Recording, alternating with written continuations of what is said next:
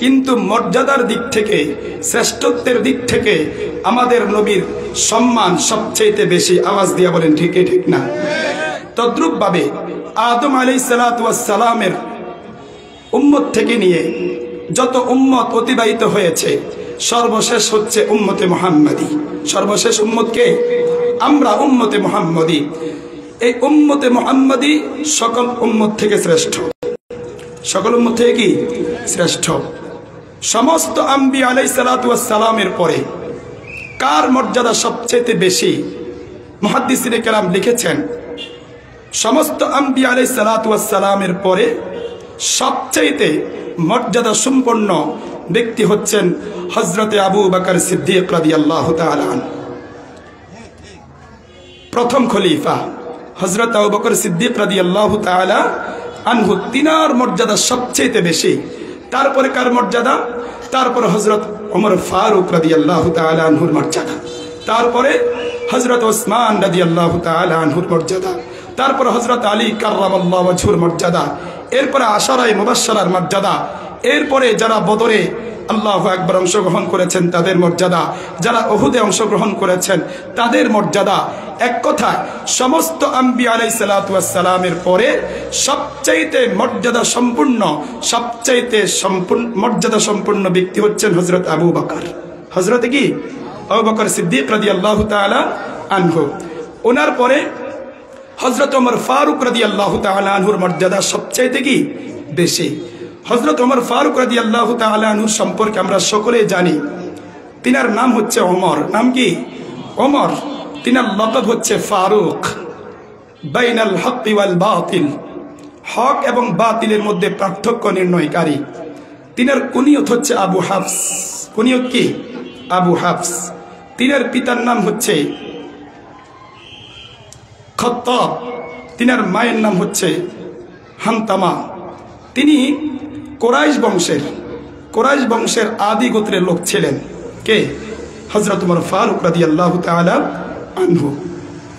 হযরত ওমর ফারুক রাদিয়াল্লাহু তাআলা আনহুর পিতা তৎকালীন যুগের অত্যন্ত গুরুত্বপূর্ণ ব্যক্তি ছিলেন এবং সম্মানিত ব্যক্তি ছিলেন। তিনি অত্যন্ত দক্ষ এবং বিচক্ষণ ছিলেন, যার কারণে তৎকালীন যুগে মক্কার অধিকাংশ মানুষ অশিক্ষিত হওয়া সত্ত্বেও হযরত ওমর ফারুক রাদিয়াল্লাহু তাআলা আনহুর শিক্ষা যোগ্যতা, তিনার দক্ষতা, বিচক্ষণতা, ব্যবসায়িক পরিকল্পনা অত্যন্ত বেশি ছিল। হাদিসের মধ্যে আসছে, হাদিসের মুহাদ্দিসিন কিরাম যারা আছেন তিনারা লিখছেন, হযরত ওমর ফারুক রাদিয়াল্লাহু তাআলা আনহু সুঠাম দেহের অধিকারী ছিলেন, লম্বা ছিলেন এবং তিনার চেহারা অত্যন্ত সুন্দর ছিল। অত্যন্ত কি ছিল? সুন্দর ছিল। আমরা সকলেই জানি হযরত ওমর ফারুক রাদিয়াল্লাহু তাআলা আনহু প্রাথমিক যুগে তিনি মুসলমানদের বিরুদ্ধে অনেক কিছু করেছেন। মুসলমানদেরকে নির্যাতন করার ক্ষেত্রে তিনার ভূমিকা কোনো অংশে কম ছিল না। হযরত ওমর ফারুক রাদিয়াল্লাহু তাআলা আনহু তৎকালীন যুগে যেহেতু অগ্নিপূজক ছিল, মুশরিকদের সয়লাভ ছিল, সে সুবাদে তাদের প্রতি দীক্ষিত হওয়ার কারণে মুসলমানদের প্রতি তিনার বিদ্বেষটা বেশি ছিল। মুহতারাম হাজিরিন, কিন্তু আল্লাহ পাক রব্বুল আলামিন যাকে কবুল করেন, আল্লাহ পাক রব্বুল আলামিন তাকে মর্যাদা দিয়ে দেন। আল্লাহর নবী বিশ্বনবী জনাবে রাসূলুল্লাহ সাল্লাল্লাহু আলাইহি ওয়াসাল্লাম একদিন দোয়া করেছিলেন, আল্লাহুম্মা আইজ্জাল ইসলামা বিআবি জাহল ইবনে হিশাম আও বিউমর ইবনে আল খাত্তাব। আল্লাহর নবী বিশ্বনবী জনাবে রাসূলুল্লাহ সাল্লাল্লাহু আলাইহি ওয়াসাল্লাম আল্লাহ তাআলার কাছে দোয়া করেছিলেন, ওগো আল্লাহ, আপনি আবু জাহাল ইবনে হিশাম অথবা ওমর ইবনুল খাত্তাব এই দুজনের মাধ্যমে ইসলামকে আপনি মজবুত করুন, ইসলামকে আপনি শক্তিশালী করুন। কেননা তৎকালীন যুগেও তিনাদের দাপট, তিনাদের শ্রেষ্ঠত্ব, তিনাদের বীরত্ব অনেক বেশি ছিল, অনেক বেশি ছিল। আল্লাহ পাক রব্বুল আলামিন ওমরের পক্ষে দোয়া কবুল করছেন। কার পক্ষে দোয়া কবুল করছেন? ওমরের পক্ষে দোয়া কবুল করছেন। মুহতারাম হাজরিন, হযরত ওমর ফারুক রাদিয়াল্লাহু তাআলা আনহু সিরাত ইবনে হিশামের বিস্তারিত আলোচনা করার পরে তিনি সংক্ষেপে আলোচনা করেছেন। হযরত ওমর ফারুক রাদিয়াল্লাহু তাআলা তিনি সকাল বেলায় বের হয়েছেন আল্লাহর নবী বিশ্বনবী জনাবে রাসূলুল্লাহ সাল্লাল্লাহু আলাইহি ওয়াসাল্লামকে হত্যা করার উদ্দেশ্যে। বলেন কিসের উদ্দেশ্যে? হত্যা করার উদ্দেশ্যে হযরত ওমর ফারুক রাদিয়াল্লাহু তাআলা আনহু ঘর থেকে বের হলেন। বের হওয়ার পরে যখন রওনা হয়েছেন, কিছুক্ষণ পথ চলার পরে তিনি শুনতে পেলেন যে তিনার আপন বোন ফাতেমা এবং তিনার বোন জামাই এবং তিনার চাচাতো ভাই হযরত সাঈদ ইবনে যায়েদ, তারা উভয়ই ইসলামের ছায়াতলে চলে আসছে। বলি আলহামদুলিল্লাহ। মুহতারাম হাজিরিন, হযরত ওমর ফারুক রাদিয়াল্লাহু তাআলা আনহুর মেজাজ খারাপ হয়ে গেছে, তিনার মাথা গরম হয়ে গেছে। কিরে, আমি মুহাম্মদুর রাসূলুল্লাহ সাল্লাল্লাহু আলাইহি ওয়াসাল্লামকে হত্যা করার জন্য আমি বের হয়েছি, কিন্তু আমার ঘরের মানুষ তো ইসলামের ছায়াতলে চলে আসছে। তিনার মাথা খারাপ হয়ে গেছে। এই পর্যায়ে মুহতারাম হাজিরিন, হযরত ওমর ফারুক রাদিয়াল্লাহু তাআলা আনহু তিনি রওনা হয়ে গেছেন। সরাসরি বোনের বাড়িতে তিনি গেলেন। যাওয়ার পরে আল্লাহু আকবার, তিনি শুনতে পাচ্ছিলেন ঘরের ভিতর থেকে কি একটা আওয়াজ আসতেছে, কত মধুর, অত্যন্ত শ্রুতি মধুর একটা আওয়াজ আসতেছে। ওস্তাদ কোরআনুল কারীমের তেলাওয়াত তিনি শুনতে পেলেন। মুহতারাম হাজিরিন, ওমর ফারুক রাদিয়াল্লাহু তাআলা আনহু যখন আল্লাহু আকবার আসলেন, যখন বোনকে ডাক দিলেন, আল্লাহু আকবার, ওমর ফারুক রাদিয়াল্লাহু তাআলা আনহুর বোনকে কোরআনুল কারীমের তেলাওয়াত শিক্ষা দিচ্ছিল। ওই সময় হযরতে খাব্বাব ইবনে আরাত রাদিয়াল্লাহু তাআলা আনহু, হযরতে খাব্বাব ইবনে আরাত রাদিয়াল্লাহু তাআলা আনহু আল্লাহু আকবার, ওমর রাদিয়াল্লাহু তাআলা আনহুর আওয়াজ শুনা তিনি আল্লাহু আকবার গোপন হয়ে গেছেন, তিনি লুকায়া গেছেন। এর পর্যায়ে আল্লাহু আকবার, হযরত ওমর ফারুক রাদিয়াল্লাহু তাআলা আনহুর বোন ফাতেমা তিনি আল্লাহু আকবার এই কোরআনুল কারীমের যে পৃষ্ঠাগুলো তিনার কাছে ছিল, যে সংকলিত আয়াতগুলো ছিল, এগুলা তিনি ওমরের ভয়ে তিনি লুকায়া রাখছেন। হযরত ওমর ফারুক রাদিয়াল্লাহু তাআলা আনহু বোনের ঘরে ঢোকার পরে বোনকে জিজ্ঞাসা করে, বোন, শুনেছিলাম তুই নাকি আমাদের ধর্ম ত্যাগ কইরা তুই নাকি মুহাম্মাদুর রাসূলুল্লাহ সাল্লাল্লাহু আলাইহি ওয়াসাল্লামের ধর্ম গ্রহণ করছ, তুই নাকি ইসলাম ধর্ম গ্রহণ করেছ। এই কথা শোনার পরে বোন নির্দ্বিধায় বলেছে, ভাই ওমর, আমি ইসলাম ধর্ম গ্রহণ করেছি। এই কথা শোনার পরে ওমরের মেজাজ আরো খারাপ হয়ে গেছেন। হযরত ওমর আল্লাহু আকবার তিনি হাত উত্তোলন করলেন। হাত উত্তোলন করে তিনি ফাতেমার জামাই অর্থাৎ ভগ্নিপতি সাঈদ ইবনে যায়েদ রাদিয়াল্লাহু তাআলা আনহুকে মারার জন্য উদ্যত হলেন। যখন মারার জন্য উদ্যত হলেন, বোন সামনে চলে আসলো। সামনে আসার কারণে ওই থাপ্পড়টা বোনের নাকের মধ্যে লাগলো। আল্লাহু আকবার, সিরাত ইবনে হিশামের মধ্যে আসছে এই থাপ্পড় মারার সাথে সাথে বোনের নাক দিয়ে রক্ত ঝরছিল। আল্লাহু আকবার। এই পর্যায়েও বোন আবার ভাইয়ের চোখে চোখে চোখ রাখা বলছে, ওমর, তোমার যা ইচ্ছা তা করো, আমি ইসলাম ধর্ম ছাড়বো না। আমি মুহাম্মাদুর রাসূলুল্লাহ সাল্লাল্লাহু আলাইহি ওয়াসাল্লামের উপর আমি ঈমান আনয়ন করেছি, ইসলাম ধর্ম ছাড়তে পারবো না। এই কথা বলার পরে হযরত ওমর ফারুক রাদিয়াল্লাহু তাআলা অন্তরে আল্লাহু আকবার একটা আঘাত আসলো। কিরে, ইসলামের মধ্যে কি আছে? এটার মধ্যে মনে হয় কিছু একটা আছে, নতুবা আমার বোন থাপ্পড় খাওয়ার পরে রক্ত রঞ্জিত হওয়ার পরও সে কেন বলতেছে ইসলাম ধর্ম ছাড়বে না? আল্লাহু আকবার। এই পর্যায়ে আল্লাহু আকবার, ওমরের অন্তরটা বিগলিত হয়ে গেল। বোনকে ডাক দেয়া বল, বোন, একটু আগে তুই কি জানি পড়তেছিলা, এটা একটু আমি পড়তে চাই, এটা আমি একটু দেখতে চাই। বোন ডাক দিয়ে বলে, না, এটা তো দেখা যাবে না, কোন মুশরিক এটা ধরতে পারবে না, এটা পড়তে পারবে না, যতক্ষণ পর্যন্ত না যে আল্লাহু আকবার পবিত্রতা অর্জন করবে। আল্লাহু আকবার। হযরত ফাতেমা এই কথা বলার পরে হযরত ওমর ফারুক রাদিয়াল্লাহু তাআলা আনহু মুহতারাম হাজিরিন মুখ দুইয়া ফ্রেশ হইয়া আল্লাহু আকবার পবিত্র অর্জন কইরা তিনি বোনকে ডাক দিয়া বলে, এতক্ষণ পর্যন্ত তোরা কি তেলাওয়াত করছস, কি পড়ছস, এটা একটু আমি পড়তে চাই, এটা আমার কাছে দেয়। এই কথা বলার পরে আল্লাহু আকবার, হযরত ওমর ফারুক রাদিয়াল্লাহু তাআলা আনহুর হাতে যখন দিয়া দিল, হযরত ওমর ফারুক রাদিয়াল্লাহু তাআলা আনহু তেলাওয়াত শুরু করে দিল, তাহা মা আনসালনা আলাইকাল কুরআন লিতাশকা। এই কুরআনুল কারীমের তেলাওয়াত শুরু করলো। শুরু করার পরে এক পর্যায়ে আল্লাহু আকবার তেলাওয়াত করতেছে করার পরে এক পর্যায়ে বলতে বাধ্য, বোন, এটা তো কোনো মানুষের বানানো কথা না, আমরা তো মনে করছি এতদিন পর্যন্ত পর্যন্ত মুহাম্মদ এগুলা নিজের থেকে বানায়া মুহাম্মদ বলে, আসলে এটা তো কোনো মানুষের কথা হইতে পারে না, এটা তো আল্লাহু আকবার আহকামুল হাকিমিন রব্বুল আলামিনের কথা। এত সুন্দর কথা তো আমি কখনো দেখি নাই, কখনো শুনি নাই। বোন, আমি ইসলাম ধর্ম গ্রহণ করতে চাই।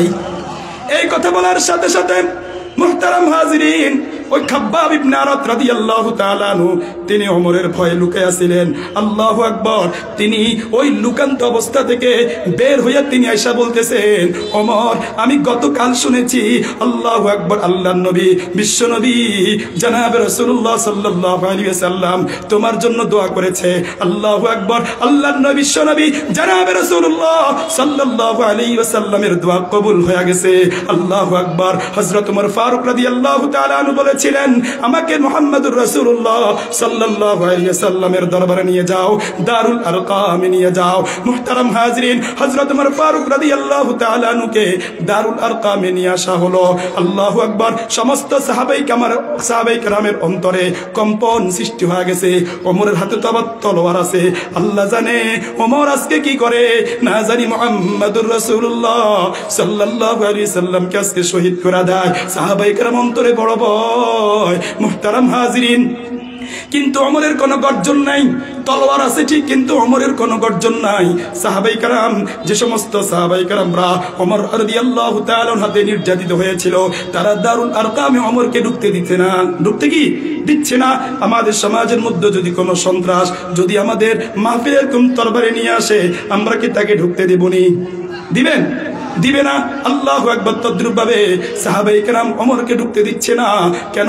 ওমর রাদিয়াল্লাহু তাআলা অবস্থা সম্পর্কে সাহাবায়ে কেরাম জানে। কিন্তু আল্লাহর নবী বিশ্ব নবী জনাবে রাসূলুল্লাহ সাল্লাল্লাহু আলাইহি ওয়াসাল্লাম ডাক দিয়ে বলে, ওমর আসো, তুমি কেন আসছো?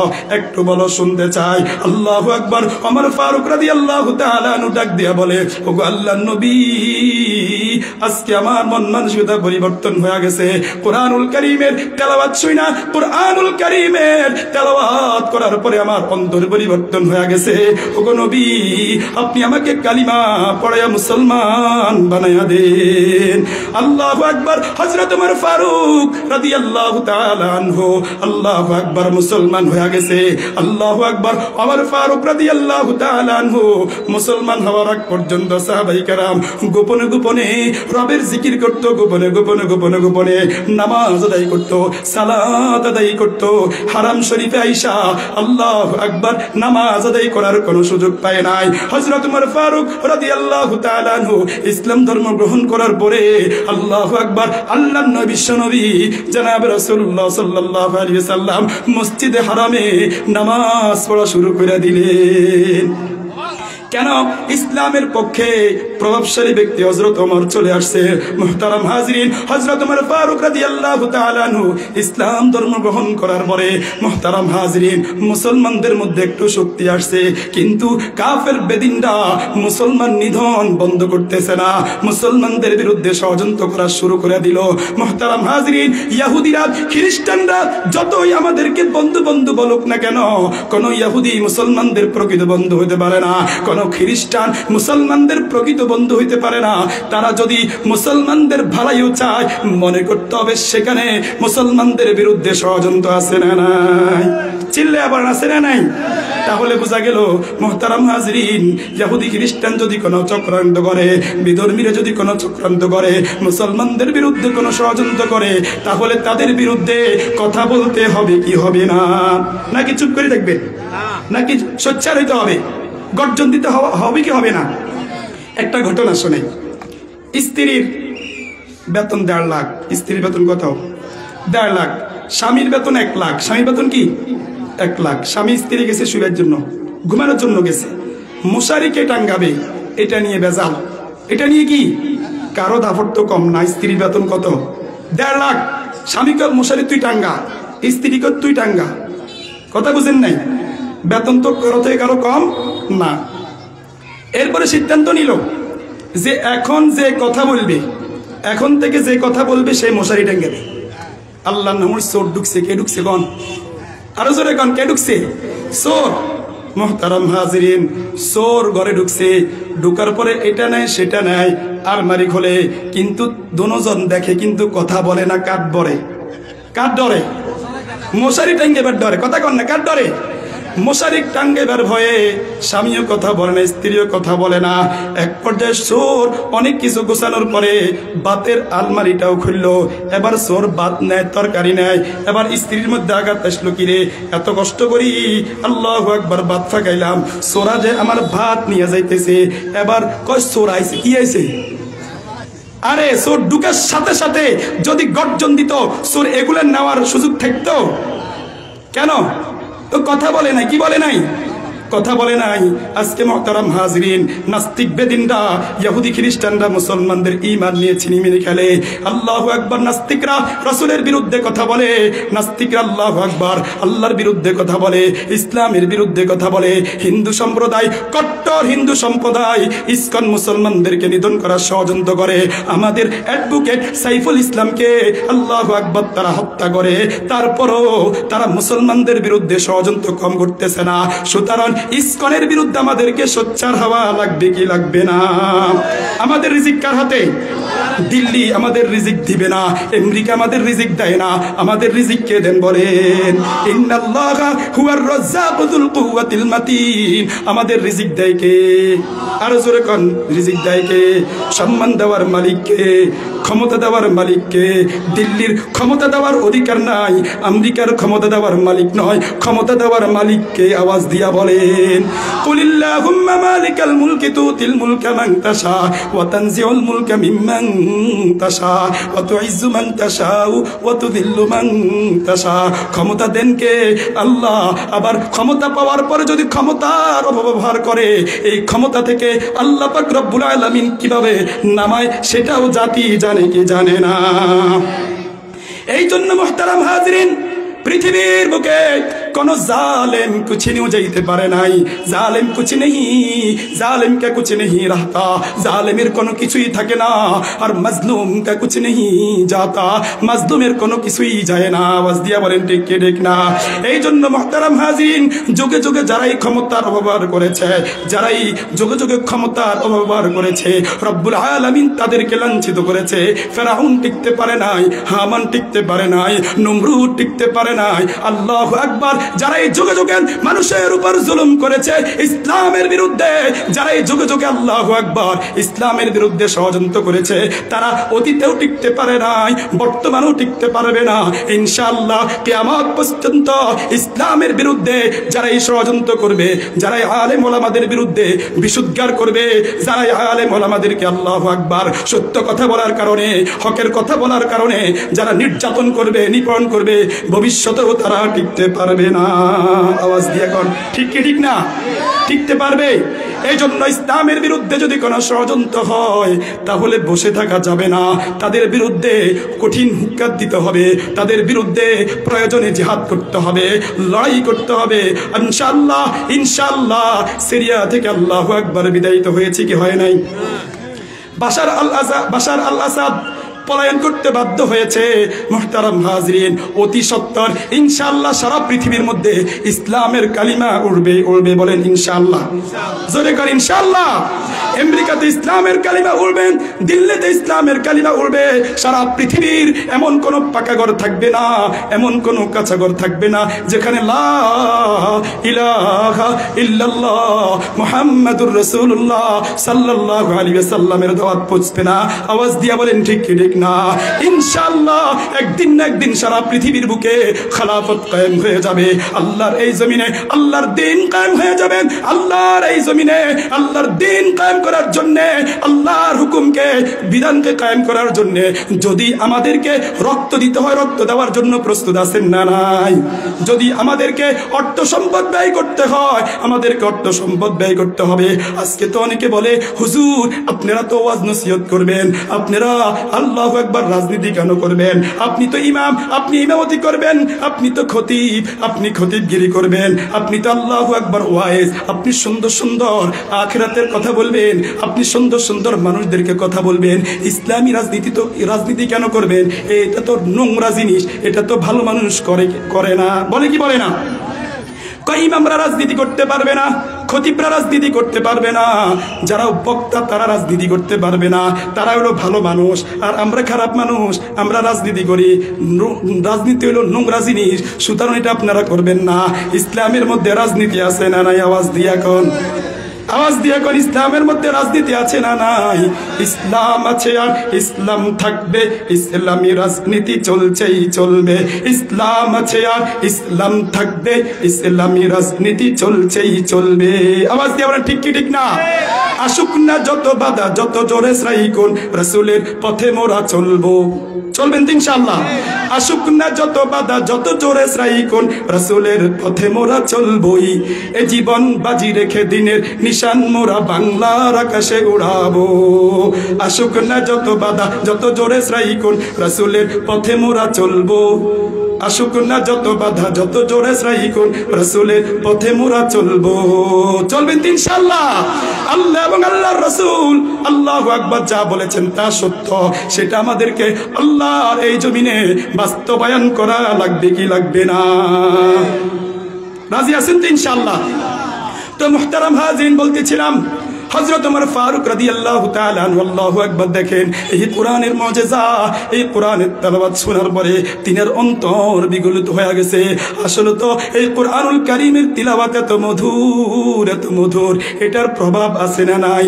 আল্লাহু আকবার। তৎকালীন যুগে আল্লাহু আকবার, মক্কার মুশরিক যারা ছিল তারা আল্লাহর নবীকে বলতো যে মুহাম্মদের কাছে তোমরা যাইও না, মুহাম্মদ পাগল, মুহাম্মদের কাছে যাইও না, মুহাম্মদ গণক, মুহাম্মদের কাছে তোমরা যাইও না। আল্লাহু আকবার, আল্লাহু আকবার। যখন হজের মৌসুম হইতো, কাবা শরীফ তৎকালীন যুগে আল্লাহু আকবার তাওয়াফ করা হইতো, তখন তারা মক্কার অলিতে গলিতে দাঁড়ায় যাইতো। কিরে ইরে, বুঝলাম না মুহাম্মদ কেমন মানুষ। এমপিওদের দাঁড়ায় রইছে, কয় মুহাম্মদের কাছে যাইস না। মন্ত্রীও দেই অলিতে গলিতে এলান করে যে মুহাম্মদের কাছে যাইস না। আচ্ছা, আল ইনসানু হারিসুম মিম্মা মুনিয়া, কয় মানুষকে যে জিনিসের বাধা দেওয়া হয় সেটার প্রতি মানুষ কি হয়? আগ্রহী হয়। সবাই কয় কিরে, লক্ষ লক্ষ মানুষ তো বসতিস, কিরে মুহাম্মদের কাছে যাওয়ার জন্য কেন নিষেধ করে? এটা তো মনে সাধারণ কোনো পাগল নয়। কি যেই পাগলের কথা এমপি বলেন, যেই পাগলের কথা মন্ত্রী বলে, এটা তো কোনো সাধারণ কোনো পাগল নয়, বড় পাগল হবে। এই পাগলকে দেখা দরকার। এটা পাগল কি দেখা দরকার। মুহতারাম হাজিরিন, পৃথিবীর মানুষগুলো যখন মুহাম্মাদুর রাসূলুল্লাহ সাল্লাল্লাহু আলাইহি ওয়াসাল্লামকে দেখতে যাওয়ার জন্য যায়, দেখে এত সুন্দর তিনের তেলাওয়াত, এত সুন্দর, কয় এত সুন্দর তেলাওয়াতকারী, এত সুন্দর চেহারার অধিকারী মানুষ কখনো পাগল হতে পারে না। আল্লাহু আকবার বলেন। এত সুন্দর তেলাওয়াতের অধিকারী, এত সুন্দর চেহারার অধিকারী মানুষ কখনো পাগল হতে পারে না। আসলে তো এমপিরা মিথ্যা কথা কয়, মন্ত্রীরা মিথ্যা কথা কয়। মুহাম্মাদুর রাসূলুল্লাহ সাল্লাল্লাহু আলাইহি ওয়াসাল্লাম হচ্ছে সত্য, তিনিই সত্য নবী। সবাই আল্লাহু আকবার, আস্তে আস্তে আস্তে আস্তে আল্লাহু আকবার। মুহাম্মাদুর রাসূলুল্লাহ সাল্লাল্লাহু আলাইহি ওয়াসাল্লামের তেলাওয়াত শুই না তারা আস্তে আস্তে ইসলাম ধর্ম গ্রহণ করে। আওয়াজ দিয়ে বলেন ঠিক ঠিক না? মুহতারাম হাজিরিন, এই কোরআনুল কারীমের প্রভাব অনেক বেশি, এই জন্য কোরআন কারীম তেলাওয়াত শিখা লাগবে। আল্লাহু আকবার তেলাওয়াত করলেও লাভ আছে না নাই? আর আছে না নাই? মান ক্বারা হারফাম মিন কিতাবিল্লাহ ফালাহু বিহি হাসানা। আল্লাহ নবী বলেন, যে ব্যক্তি কোরআনুল কারীমের একটা হরফ পড়বে, আল্লাহ পাক রব্বুল আলামিন তার আমলনামার মধ্যে কমপক্ষে 10টা নেকি লিখে দিবেন। বলেন সুবহানাল্লাহ। আল্লাহ নবী বলেন, আমি বলি না আলিফ লাম মিম হরফুন, আমি বলি না আলিফ লাম মিম একটি হরফ, বরং আমি বলি আলিফুন হরফুন ওয়া লামুন হরফুন ওয়া মিমুন হরফুন। আল্লাহ নবী বলেন, আমি বলি আলিফুন হরফুন ওয়া লামুন হরফুন ওয়া মিমুন হরফুন। সকলে একটু পড়েন না, আলিফ লাম মিম। আপনি এটা তেলাওয়াত করবেন, আপনার আমলনামার মধ্যে 30টা নেকি লিখে দিবেন। কে বলেন না? जिस शख्स ने कुरान को सीनों में बसाया, जिस शख्स ने कुरान को सीनों में बसाया, फिरदौस मुअल्ला में मका अपना बनाया, फिरदौस मुअल्ला में मका अपना बनाया। जिस शख्स की औलाद हुई हाफिज कुरान, जिस शख्स की औलाद हुई हाफिज कुरान महशर में मिलेगा उसे एक ताज दुरुखशा, महशर में मिलेगा उसे एक ताज दुरुखशा। 10 अहले जहान नम की सुपारिश वो करेगा, 10 अहले जहान नम की सुपारिश वो करेगा, फिर 200 मिले करोने साथ चलेगा। 10 ने किया हर हर्फ में पाता है मुसलमान, 10 ने किया हर हर्फ में पाता है मुसलमान। यू काबिल सदरिश को है हर हामिल कुरान, ये यू काबिल सदरिश को है हर हामिल कुरान। क्या खूब है, क्या खूब है कुरान की फैजान की बाती, क्या खूब है कुरान की फैजान की बाती। आए मोमिन करते रहो कुरान की बाती, आए मोमिन करते रहो कुरान की बाती। हर लहजा है मोमिन की नई शान नईयान, हर लहजा है मोमिन की नई शान नईयान। किरदारों में गुफ्तारों में अल्लाह की बुरहा, ये राज किसी को नहीं मालूम के मोमिन, ये राज किसी को नहीं मालूम के मोमिन। कारी ये नजर आता है हकीकत में है कुरान, कारी ये नजर आता है हकीकत में है कुरान। এই জন্য মুহতারাম হাজরিন বলতেছিলাম আপনি শুধুই পড়বেন আলিফ লাম মিম, পড়েন না আলিফ লাম মিম। পড়তে দেরি আপনার আমলনামার মধ্যে 10টা নেকি করতে দেরি হবে না। আল্লাহু আকবার। আমি কোরআন কারীমের তেলাওয়াত শিখলাম না, আল্লাহু আকবার শেখার জন্য চেষ্টা করেন। আপনার সন্তানকে কোরআনুল কারীম তেলাওয়াত শিখান, আপনার সন্তানকে আপনি হাফেজ বানান, আপনার সন্তানকে আপনি আলেম বানান। দুনিয়া তো আপনি ঠকবেন না, আর আখিরাতেও আল্লাহ পাক রব্বুল আলামিন আপনাকে মর্যাদা দিবেন। ক্বালান নবিয়্যু সাল্লাল্লাহু আলাইহি ওয়াসাল্লাম মান ক্বারাআল কুরআন ওয়া আমিলা বিমা ফীহি উলবিসা লিদাহু তাজান ইয়াউমাল কিয়ামা যাওহু আহসানু মিন যাওইশ শামসি। আল্লাহর নবী নবী জনাব রাসূলুল্লাহ সাল্লাল্লাহু আলাইহি ওয়াসাল্লাম বলছেন, যে ব্যক্তি কুরআনুল কারীম মুখস্থ করলো, যে ব্যক্তি আল্লাহু আকবার কোরআন অনুযায়ী আমল করলো, কিয়ামতের ময়দানে আল্লাহ পাক রব্বুল আলামিন তার মাথা পিতাকে একটি নূরের মুকুট পরিধান করায়া দেওয়া হবে। আল্লাহু আকবার। এই নূরের মুকুটের আলো কেমন হবে, এই নূরের মুকুটের কিরণ কেমন হবে? আল্লাহর নবী বলেন যাওহু আহসানু মিন যাওইশ শামসি। দুনিয়ার যে সূর্য তোমরা দেখতে পাও, এই দুনিয়ার সূর্যের যে আলো তোমরা দেখতে পাও, এই সূর্যের আলোন থেকে আল্লাহু আকবার কিরণ থেকে কিয়ামতের ময়দানে মাতা পিতার মুকুটে যেই কিরণ, যেই আল্লাহু আকবার মুকুটটা পরিধান করা হবে, এটার কিরণ আলো কোটি কোটি গুণ বেশি হবে। जिस शख्स की औलाद हुए हाफिज कुरान, जिस शख्स की औलाद हुए हाफिज कुरान महशर में मिलेगा उसे एक ताज दुरुखशा, महशर में मिलेगा उसे एक ताज दुरुखशा। সন্তানকে হাফেজ বানাইবেন তো ইনশাআল্লাহ, আলেম বানাইবেন তো ইনশাআল্লাহ। তো মুহতারাম হাজরিন বলতেছিলাম কুরআনুল কারীমের তেলাওয়াতের একটা প্রভাব আছে, রব্বুল আলামিনের জিকিরের কি আছে একটা প্রভাব আছে।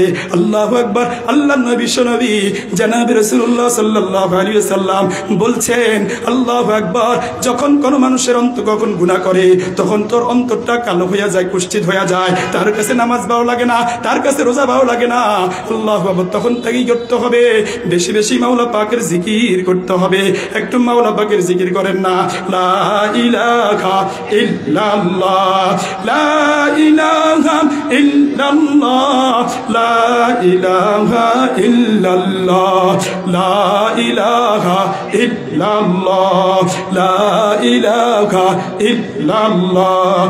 আসমান জমিন গায়রুল্লাহ, সেজদা করব না গায়রুল্লাহ, সেজদা করব এক আল্লাহ, লা ইলাহা ইল্লাল্লাহ। জোরে লা ইলাহা ইল্লাল্লাহ, লা ইলাহা ইল্লাল্লাহ। চন্দ্র সূর্য গায়রুল্লাহ, পাহাড় পর্বত গায়রুল্লাহ, গাছপালা গায়রুল্লাহ, সেজদা করব না গায়রুল্লাহ, সেজদা করব এক আল্লাহ, লা ইলাহা ইল্লাল্লাহ, লা ইলাহা ইল্লাল্লাহ, লা ইলাহা ইল্লাল্লাহ। আল্লাহ পাক রব্বুল আলামিন বলেন, ফাযকুরুনি আযকুরুকুম ওয়াশকুরুলি ওয়ালা তাকফুরুন। রব্বুল আলামিন বলেন তোমরা আমাকে স্মরণ করো, আমার শুকরিয়া আদায় করো, আমার নাফরমানি করো না। আল্লাহু আকবার। রব্বুল আলামিন যেন বলতেছেন ও আমার বান্দা বান্দিরা তোমরা দুনিয়াতে আমাকে স্মরণ করবা, আর আমি আল্লাহ পাক রব্বুল আলামিন তোমাদেরকে দুনিয়া এবং আখিরাতে স্মরণ করব। সুবহানাল্লাহ বলেন। আমরা আল্লাহ পাককে স্মরণ করব দুনিয়াতে, আর আল্লাহ পাক রব্বুল আলামিন আমাদেরকে স্মরণ করবেন কোথায়? আল্লাহু আকবার, দুনিয়াতে। এই জন্য জিকির করলে অন্তরের মধ্যে বেশ প্রশান্তি আসবে। আলা বিযিকরিল্লাহি তাতমাইন্নুল কুলুব। আপনি যত বেশি জিকির করবেন আপনার অন্তরের মধ্যে প্রশান্তি আসবে। এই জন্য কবি চমৎকার ভাষায় বলছেন ধনে জনে প্রসাদে লনে শান্তি কোথাও পাবে না। ধনে জনে প্রসাদে লনে শান্তি কোথাও পাবে না, ধরার বুকে জিকির হলো শান্তি সুখের ঠিকানা। ধনে জনে প্রসাদে লনে শান্তি কোথাও পাবে না, ধরার বুকে জিকির হলো শান্তি সুখের ঠিকানা। এই জন্য কবি চমৎকার ভাষায় বলছেন ও দুনিয়ার মানুষ, অর্থ সম্পদের মধ্যে শান্তি পাইবা না, অট্টালিকার মধ্যে শান্তি পাইবা না। যদি শান্তি পেতে হয় বেশি বেশি করে কার জিকির করতে হবে? রব্বুল আলামিনের জিকির করতে হবে। আল্লাহ আল্লাহ আল্লাহ আল্লাহ আল্লাহ আল্লাহ আল্লাহ আল্লাহ আল্লাহ আল্লাহ আল্লাহ আল্লাহ আল্লাহ আল্লাহ আল্লাহ আল্লাহ। মুহতারাম হাজিরিন, বলতেছিলাম ওমর ফারুক রাদিয়াল্লাহু তাআলা আনহু ইসলাম ধর্ম গ্রহণ করছে। ওমর ফারুক রাদিয়াল্লাহু তাআলা আনহু আল্লাহু আকবার, তিনার অনেকগুলা বৈশিষ্ট্য ছিল, অনেকগুলা মর্যাদা ছিল। তিনার বাসনা অনুযায়ী, তিনার সিদ্ধান্ত অনুযায়ী আল্লাহ পাক রব্বুল আলামিন কয়েকটা বিধান নাজিল করছেন। কয়েকটা বিধান কি করছেন? নাজিল করছেন। হযরত ওমর ফারুক রাদিয়াল্লাহু তাআলা আনহুর এক নম্বর বৈশিষ্ট্য, তিনি আল্লাহর নবী, বিশ্ব নবী জনাবে রাসূলুল্লাহ সাল্লাল্লাহু আলাইহি ওয়াসাল্লামের দরবারে এসে বলতেছে ওগো আল্লাহর নবী, আপনি যদি আল্লাহু আকবার মাকামে ইব্রাহিমকে যদি আপনি নামাজের স্থান বানাইতেন তাহলে অনেক ভালো হইতো। অর্থাৎ মাকাম ইব্রাহিমকে যদি আপনি নামাজের স্থান বানাইতেন কতই ভালো হইতো। আল্লাহু আকবার। এটা হযরত ওমর ফারুক রাদিয়াল্লাহু তাআলা আনহু রাসূলের দরবারে বলছে। আল্লাহু আকবার। সাথে সাথে রব্বুল আলামিন আয়াত নাজিল করছেন ওয়াত্তাখিযু মিন মাকামি ইব্রাহিম মুসাল্লা। আল্লাহ পাক রব্বুল আলামিন আয়াত নাজিল করে দিলেন, মাকাম ইব্রাহিমকে আল্লাহু আকবার নামাজের স্থান বানায়া দিলেন। এই জন্য আল্লাহু আকবার, লক্ষ লক্ষ মানুষ, কোটি কোটি মানুষ যখন আল্লাহু আকবার ওই কালো গিলাপটা, ওই কাবা শরীফ আল্লাহু আকবার, কাবার চত্বরটা 7 বার চক্কর দিয়ে আল্লাহু আকবার ওই মাকামে ইব্রাহিমের মধ্যে 2 রাকাত 4 রাকাত নামাজ পড়ে। এই 2-4 রাকাত নামাজ পড়ার পরে আল্লাহু আকবার তারা দোয়া করে, আল্লাহ রাব্বুল আলামিন তাদের দোয়া কবুল করেন। বলেন সুবহানাল্লাহ। আল্লাহু আকবার এক নম্বর বৈশিষ্ট্য। 2 নম্বর বৈশিষ্ট্য, আল্লাহর নবী বিশ্ব নবী জনাবে রাসূলুল্লাহ সাল্লাল্লাহু আলাইহি ওয়াসাল্লামের কাছে ওমর এসে বলতেছে ওগো আল্লাহর নবী, আমাদের মায়েরা অর্থাৎ রাসূলের স্ত্রীগণ আপনার আল্লাহু আকবার তাদের কাছে দেখা যায় সাহাবায়ে কেরামরা তাদের কাছে বেপরদার সাথে যায়। অর্থাৎ তখন পর্দার আয়াত কি হয় না নাজিল? পর্দার আয়াত এখনো কি হয় নাই? নাজিল হয় নাই। আল্লাহর নবীকে হযরত ওমর ডাক দিয়ে বলে ওগো নবী, আমার বড় ইচ্ছা উম্মাহাতুল মুমিনিন যারা তাদের সাথে যেন কেউ অযথা দেখা সাক্ষাৎ না করে। এরপরে আল্লাহ পাক রব্বুল আলামিন আয়াত নাজিল করে দিলেন ওয়া ইদা সাআলতুমুহুন্না মাতাআন ফাসআলুহুন্না মিন ওয়ারা'i হিজাব ইয়া নিসা আন-নবী লাস্তুন্না কাআহাদিম মিনান নিসাই ইন ইত্তাকাইতুন فلا تخضعن بالقول فيطمع الذي في قلبه مرض وقلن قولا معروفا وقرن في بيوتكن ولا تبرجن تبرج الجاهلية الأولى। হযরত ওমর রাদিয়াল্লাহু তাআলা আনহু মনে মনে আশা আল্লাহ রাব্বুল আলামিন যেন এই বিধানটা দান করেন। আল্লাহ পাক রব্বুল আলামিন সাথে সাথে আল্লাহু আকবার পর্দার বিধানটা নাযিল করে দিলেন। 3 নম্বর জামউল কুরআন, কোরআনকে একত্রিত করছেন কার পরামর্শ? হযরত ওমর ফারুক রাদিয়াল্লাহু তাআলা আনহুর পরামর্শে। হযরত ওমর ফারুক রাদিয়াল্লাহু তাআলা আনহু খলিফাতুল মুসলিমিন হযরত আবু বকর সিদ্দিক রাদিয়াল্লাহু তাআলা আনহুর কাছে আয়েশা বলতেছে ও খলিফাতুল মুসলিমিন, ইয়ামামার যুদ্ধে অনেক সাহাবীকে শাহাদাত করা হয়েছে, অনেক হাফেজ সাহাবী শহীদ হয়েছে। এইভাবে যদি যুদ্ধের ময়দানে হাফেজ সাহাবীরা শহীদ হতে থাকে কোরআনকে তো আর খুঁজে পাওয়া যাবে না। আপনি একটু কোরআনগুলোকে একত্রিত করেন। আপনি কি করেন? আল্লাহু আকবার। এই পরামর্শ অনুযায়ী আল্লাহু আকবার সিদ্দিক আকবর রাদিয়াল্লাহু তাআলা আনহু কোরআন গুলোকে একত্রিত করছেন। কয় নম্বর গেল? আল্লাহু আকবার। 3 নম্বর গেল। 4 নম্বর আল্লাহু আকবার। বদরের মধ্যে যে সমস্ত বন্দীদেরকে আল্লাহু আকবার আটকাইছে, আল্লাহর নবী বিশ্বনবী জনাবে রাসূলুল্লাহ সকলের কাছে পরামর্শ চাইলেন। ওমর পরামর্শ দিলেন, না না, মুক্তিপণ নিয়ে এদেরকে ছাড়বেন না। কিন্তু আল্লাহর রাসূল সাল্লাল্লাহু আলাইহি ওয়াসাল্লাম মর্জি অনুযায়ী অন্য একটা সিদ্ধান্ত হলো। এই সিদ্ধান্ত হয় না। এরপরে আল্লাহ পাক রব্বুল আলামিন আয়াত নাযিল করে দিল ওমরের পক্ষে যে বন্দীদের মুক্তিপণ না নেওয়াটাই উত্তম ছিল। 5 নম্বর,